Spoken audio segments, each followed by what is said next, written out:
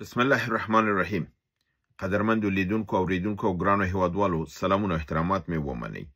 نن 28 د اکتوبر کال 2015 چې د سه شنبه ورځ سره سمون خوري ستاسو په خدمت کې حاضر یم. څنګه تاسو ویلو هغه موضوعات لږ زره تسلسل به متوقف کو او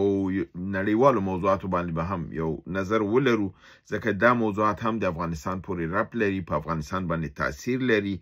او موږ تاسو باید د ټولو شاوخوا خپل خبر اوسو. په زمين کې د دوستانو ځینې تبصرې او پوښتنې هم شته دي، هغه به هم شریک کوم پس لدینه چې نړیوالو موضوعاتو باندې خبرې وکړو. په نړیوالو موضوعاتو کې د روسیې او د امریکای ترمنځ چې ځکه امریکا په د روسیې په دوه لویو کمپنیګانو باندې نور تحریمات ولګول او په حساب د لوی خساره ورته په دې بابت کې متوجه ده او امریکا کوشش دا کوي چې روسیه د اقتصادي فشار لاندې ونیسي. روسیه هم خپل نظامی دغه ته قوت ته اضافه توب باندې کار کړی دی. یو نوې کروز میزایل چې د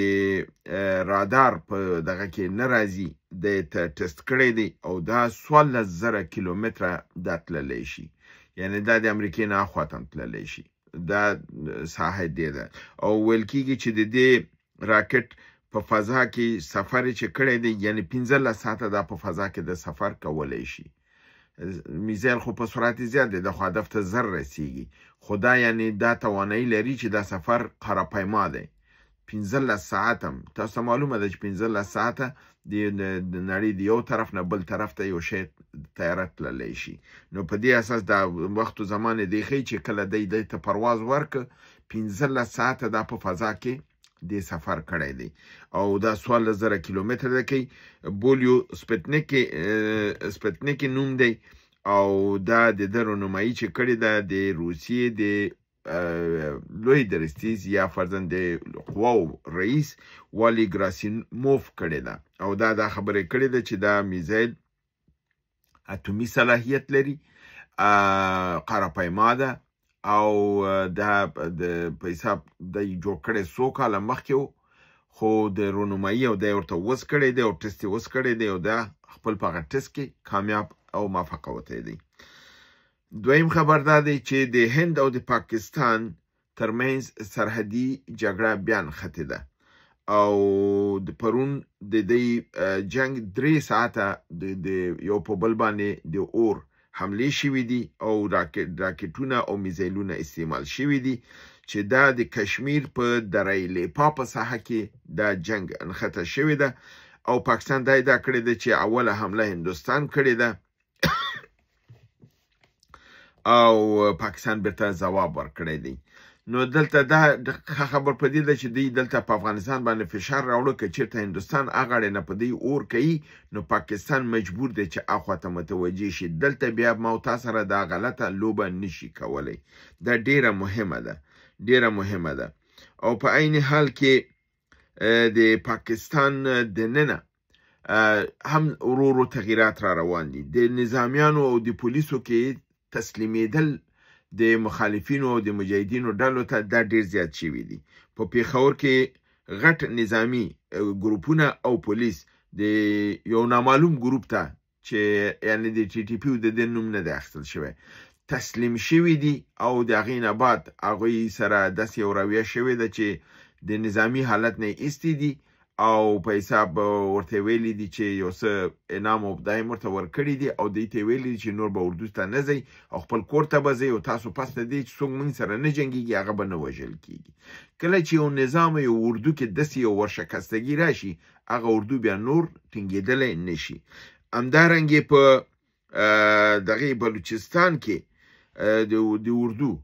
مراکز تخلیه شوي دي او هغه نیول شوي دي د مخالفینو په ذریعه باندې. دا بله یو لویه کامیابي ده چې اردو د کوم ساحې نه تخلیه شي او مراکز ونیول شي نو هلته بیرته د نظامیانو تګ هغوی ته ناممکنه کیږي.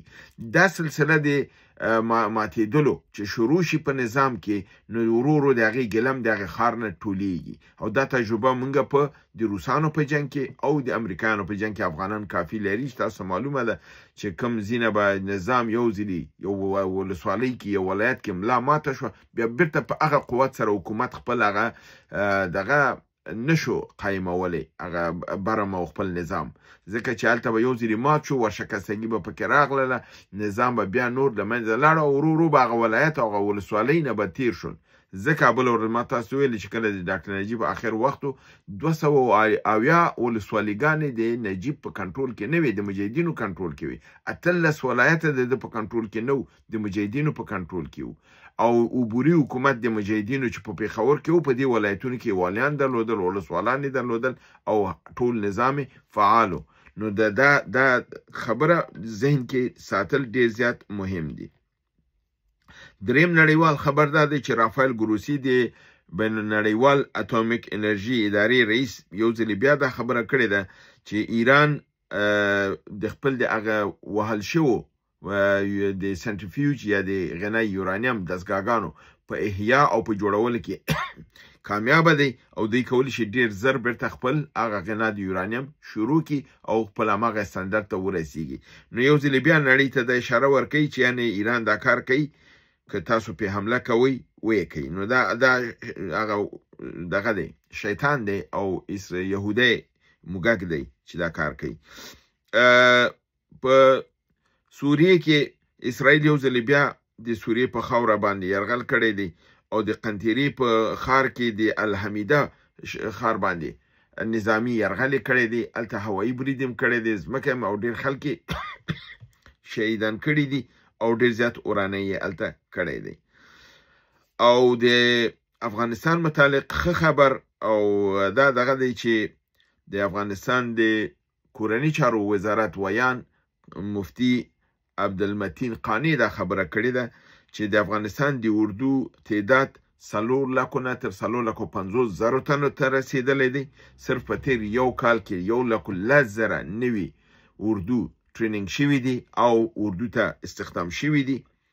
او د ټولو نه غټه خبره چې وکړه هغه دا وکړه چې زمونږ د اردو ډېر تعداد په روسیه کې او په چین کې د ټریننګ لپاره استول شوي دي. هلته یې ټریننګ تر حاصل کړی دی او بیرته راغلی. نو دا یو لوی په حساب اعلامیه ده افشا ده چې دوی باندې به مونږ خبرې کولی چې دوی باید نظامي اړیکې د ملکونو سره جوړې کړي. کله چې یو مملکت حاضرېږي چې ستا اردو ته ټریننګ ورکړي یو ته نفر لېږي دا یو لویه پروسه ده. د معنا دا ده چې اسلامي امارت د پروسې نه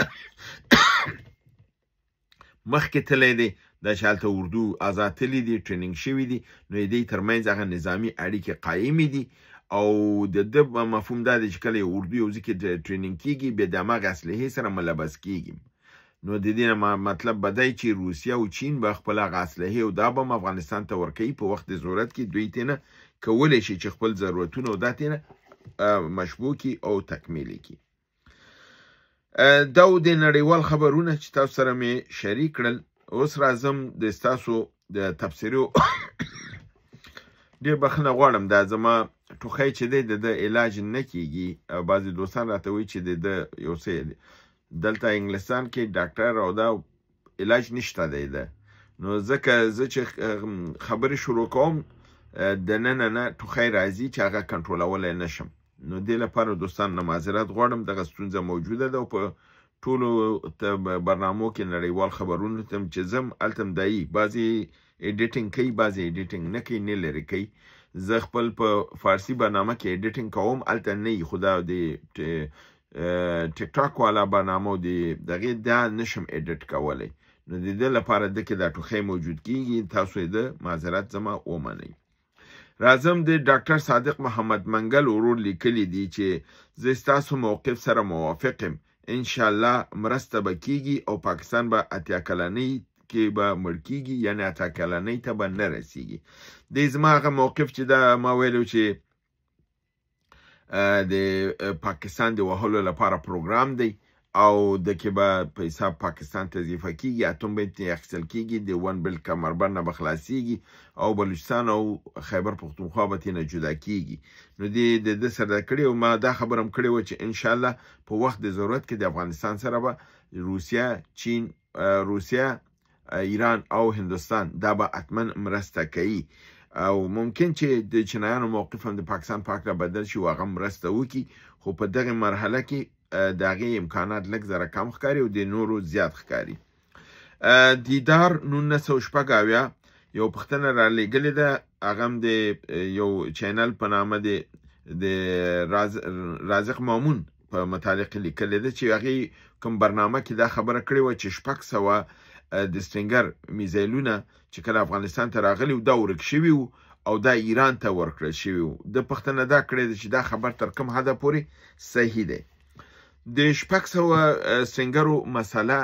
زه نشم ردولی او نشم 600 سټینګره راغلي نه وو، نو 600 سټینګره ایران ته څنګه ورکړل شول؟ دا ډېره لویه مبالغه ده. مګم د ده نه اطلاع لرم چې پاکستاني جنرالانو سټینګر په ایران باندې خرڅ کړي وو او د هغې پیسې اخیستې وي او دا اطلاع امریکایانو ته رسېدلې وه. کله چې امریکایانو د ده تحقیق شروع کړ، فکر کوم که اشتباه مې نه کړي 1985 کم کالو چې اجلي کمپ واقع وشوله، که تاسو ته یاد وي چې د پاکستان په راولپنډۍ کې کمپ د نظامي ډیپو اور واخیسته او د هغې میزایلونه لاړه او ډېر زیات ورانه یې وکړه چې په هغې کې د پاکستان د 2 کاله مخکې چې یو صدر اعظم و په نامه د شاهد خاقان عباسي، د هغې پلار خاقان عباسي هم په هماغې اجلي کمپ په واقع کې چې برحاله وزیرو په موټر راکټ راغی ولګېده او شهید شو. نو د پاکستان جنرالان چې کله په دې پوه شول چې هغې کې جنرال اختر عبدالرحمن هم او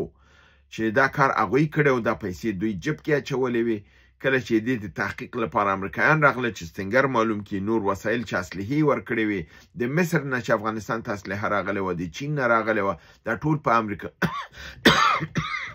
پاکستانیانو دا غلا کړې وه، خپل ډیپو کې یې ایښې وه. افغانستان ته یې زاړه وسایل او دا ورکول، خپله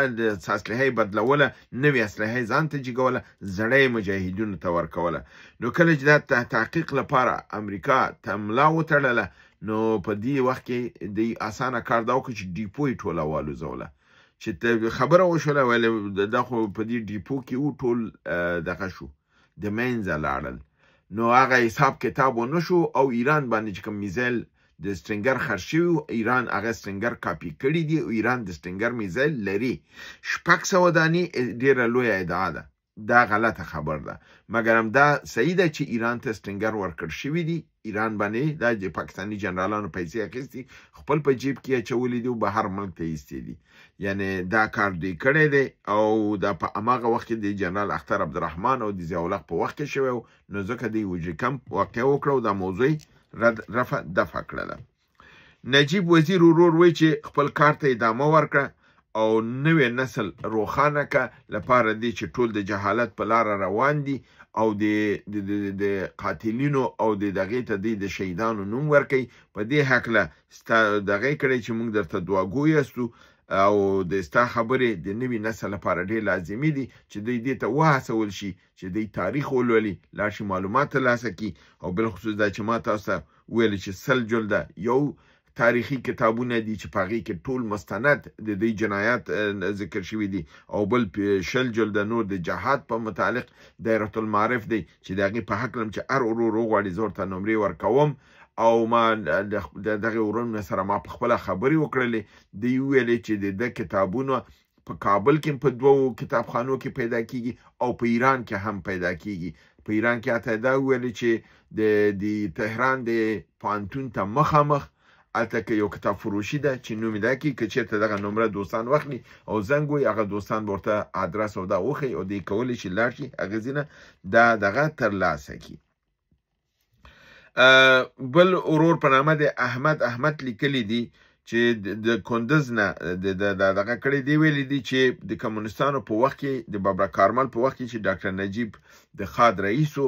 د دوی د مسجد امام چې د جمعې خطبه یې ورکړله، د خطبې نه بعد په شهادت ورسول شو. د هغې امام نوم سید هارون و او دا په مسجد د تخارستان کې دا واقع شوی و او دا لیکلی چې دا جنایت دغه خادستان او دی کړی چې څوک به مونځ او دغه به کول دغه رقم ته به په شهادت رسیدل. یعنی یو بله بلګه د جنایت د کمونستانو چې دا رقم انسانان وژل چې دا بعضې بېخبره خلک دي اطلاع نه لري چې په ګوټ ګوټ کې کوم ظلمونه شوي دي او دا اوس د خلکې رالیږي او زه به یې تاسو سره شریکوم. دا و د نن ورځې برنامه چې تاسو حضور ته مې وړاندې کړه. تر بل برنامې تاسو په لوی رب العزت سپارم. وما علینا الا البلاغ.